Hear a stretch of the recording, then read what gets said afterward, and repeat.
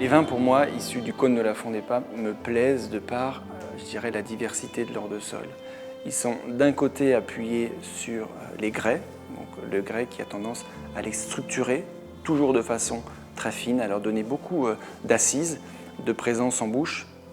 Et l'argile va amener de la suavité, de la rondeur, de la douceur.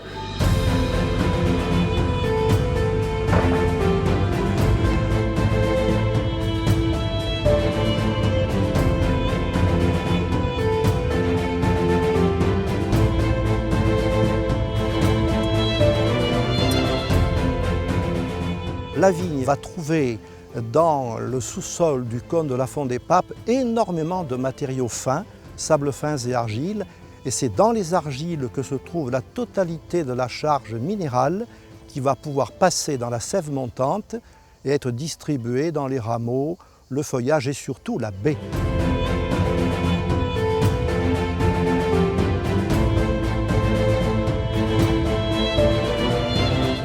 Et ce qu'il y a de tout à fait remarquable, c'est de constater l'existence de racines d'un diamètre de 7 à 8 mm, racines vivantes de la vigne, à une profondeur de plus de 2 mètres.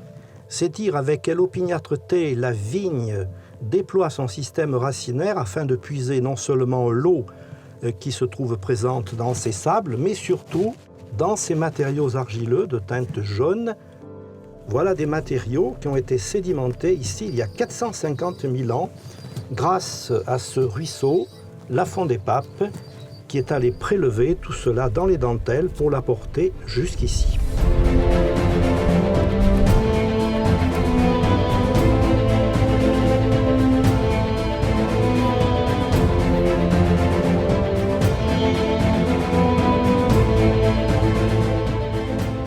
C'est un impact, je dirais, très important parce que ça construit les blancs sans qu'il n'ait besoin d'être fatigué par un élevage en barrique. Sur les vins rouges, ce sont des vins qui combinent à la fois beaucoup de douceur, d'ampleur en bouche sans aller dans l'extraction nécessaire, mais qui conservent ce caractère très fin et très effilé.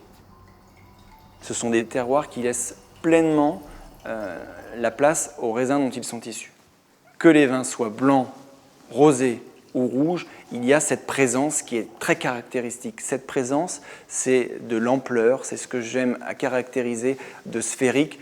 Ça vous prend le palais sans le laisser et ça nous laisse, je dirais, une image qui soit minérale, qui soit longue, absolument délicieuse.